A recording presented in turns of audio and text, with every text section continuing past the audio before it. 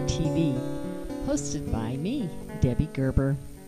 Today, I am sharing with you a trip to, I would call it Muiden, Holland, in the Netherlands. There they would call it Muiden. And while we were there, we went to the Muiderslot castle.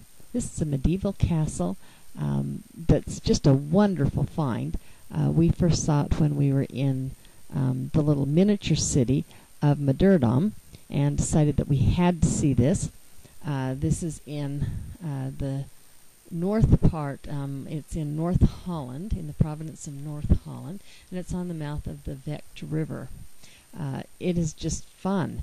You get in there and you just feel like you are really in a time when there was knights and there were castles and invasions, and it's just super cool. And this castle looks like a castle to me. I just loved it. You've got to go here. If you're in Holland, this is a must-see. You can take your own tour around the castle, or while we were there were also like junior high age kids for a school project that were there giving tours of the castle. We got to walk around the entire castle and take a look at it. One of the really cool things I thought was the actual bathrooms. They had like bathrooms, and they were more like little outhouse closets, but you could see where the chutes would go all the way down into the water, and it was just kind of cool to stand there and see that. There was like the round table, and they had the knives, and there was the dungeons, and there was like you could try on hats, and it was amazing to me that they'd been able to build these things out of little bricks, and they've got this huge, perfect castles. It's just really awesome, and you get to walk along all of the gangways and look out to where they would have thrown the big stones down, or had the archers in the little openings. There were rooms in the castle. There was a room where the person that last had it did his writing. I guess he was famous for writing, and so that was there. And then there was this cutest thing. There was like the little stamp machine. And I don't know about you, but back in the day when I used to write love letters to boyfriends and letters to girlfriends, we used to have these wax stamps, and you'd get a stamp that had your initial on it, or a heart, or something cute, and then you'd stamp that on the back of a letter to seal it. And they had that there, and I thought, how awesome. So that brought back some memories of childhood too. And then there was just the actual construction. When we went up in the upper part, you could see the wood construction and the beams coming together, and how neat that was that they actually worked, and you know, they were really good builders then. And we even saw outside one of the little stained glass window a little bird with its nest. It made it just perfect. They had rooms that had authentic clothing from the time. They had a tent where the type of tent that would have had their colors on it. They had little places that you could stand behind that were kind of dress-up clothing, which we did. Hi, there we are. And we look so cute in our little outfits, but we get to stand and have our pictures taken. And then, of course, I don't think he deserved it, but Galen was in the dungeon. Not a place that you'd want to be for very long. So we got him right out, and we sat in a romantic little window corner seats where we could hold hands and look out the windows and see the yacht harbor, which it's very famous for there. There was one room that was really fun, really interactive for the whole family, and there was everything from like a little video game of dropping the stones out on the people invading, and there was places where you could pick up a sword and see how heavy it was, and try archery and see if your aim was good. You could see all the armor of the period. Really awesome stuff. And then we saw the big balls that they would throw and use to try to get out the invaders. And I couldn't believe they could even pick them up. Look how huge they are. And then, of course, you couldn't visit Muiderslot Castle without seeing the gardens. I was so impressed. The gardens are little sectioned areas. It's herb gardens, and trees, and it's just gorgeous. And even there was a tree in the center that had been made into tears. It was gorgeous. And of course, my favorite was to see the roses. As we left Matterslot Castle, we could see the yacht harbor that was there. It was gorgeous. Little streets, just a fun village. And as we left the city, we had to drive along and see all the boats on the canal there. They were so neat. They were so varied. But what a fun thing to go and see these wonderful boats of the era, just lining the canals. One even had a cat sitting on top of it. Now, as we left there and we headed to Marken, another M city for Holland, North Holland, and it's a very long path or road that goes along a dike. And we saw bicycle riders. I thought, good heavens, I would never make it on a bike. It was quite a little trek for them, but beautiful nonetheless. And as we entered, there was a few more boats sitting out on some of the little waterways as we entered the city. And then, of course, as we entered the city, there was this, it looked like a totem pole of wooden shoes, carved wooden shoes. And the wildlife is wonderful to watch, the ducks and the swans as you go along. And then, you see all of the green houses, the green and black houses that it's so known for. It's so authentically Dutch. We're in Marken today. Marken is a little seaside village. It's barely attached by a causeway to by a dike to the mainland. All the little houses here are black or dark green with white trim. There are the boats here where the people come in and out. This is mostly just a tourist place, but it's a place where you can see people in traditional costumes, as well as to see the houses the way that they have been for centuries. This is an awesome place to be. A little chilly today because we're right on the ocean with the wind and the breeze blowing, but still a fun, romantic place to walk around and see. Lots of shopping to do. There's a lot of little shops that you can go through and see.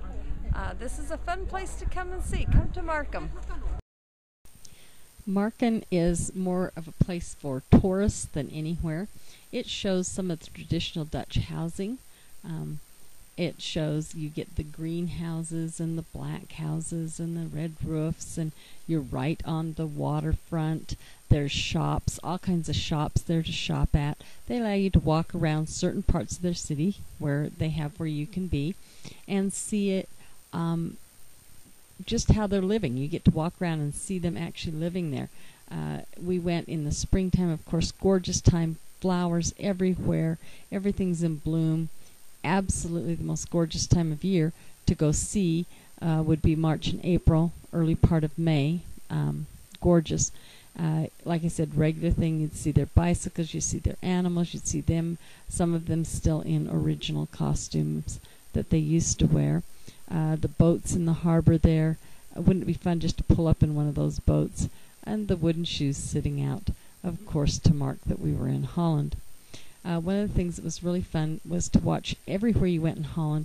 There was lace curtains and flowers in the windows. Plants and lace curtains you could count on in all the windows in Holland. Just fun. Marken is a place that you walk around. You have parking in one area that tourists are allowed to park in, and the rest of the area you walk. It's a nice walk. Picture place to take pictures. This is Galen and I looking like Dutch, but more like tourists. Even their hen house, their chicken house, was in the style of the Marken houses. And of course, like I said, the parking. Please park only where it is designated, because you do want your car to be able to go home in again and not be in trouble. I love the brick walkways and their herringbone design. I love the ducks with the tufts of white feathers out the top. It reminded me that everybody's different, and when you go on a trip with your partner, you need to enjoy what the other person enjoys. My husband puts up with me stopping to take photographs of nature. I put up with him watching sporting events. So enjoy what each other enjoys. as we were driving north from Marken up to Volendam, we found the best ever little cheese and clog factory. It was a family-run operation. It was called Irene Hoven. I hope I said that right.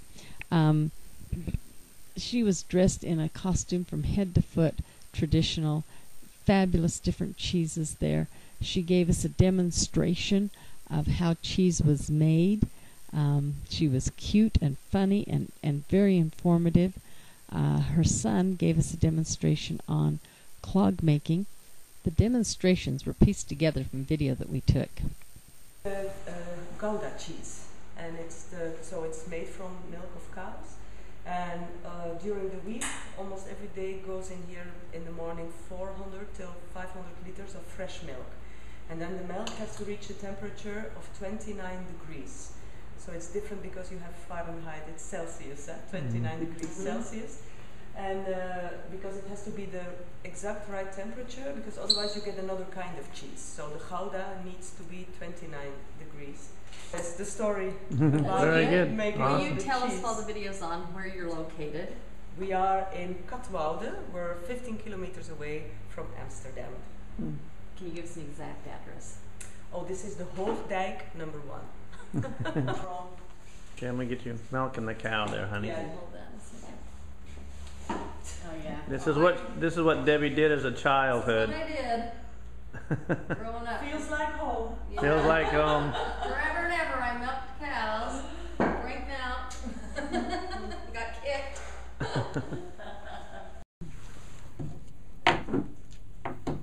My name is Steve. Hello, Steve. Hi. Please come a little bit closer. I already had lunch. So you're doing it the old-fashioned way, the regular way, The right way. the real way, yeah. Used anything. And what kind of way is that? Popper. Oh, really?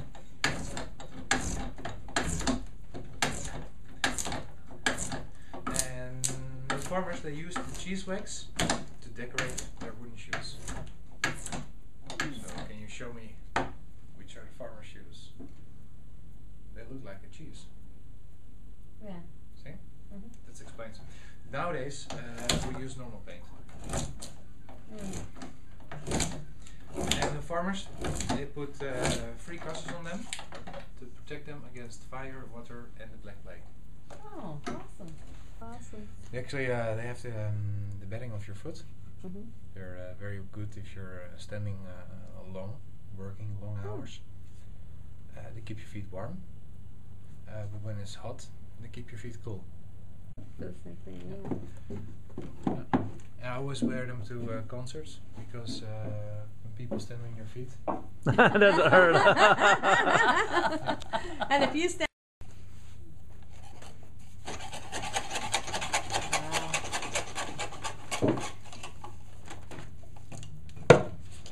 You have to have muscles.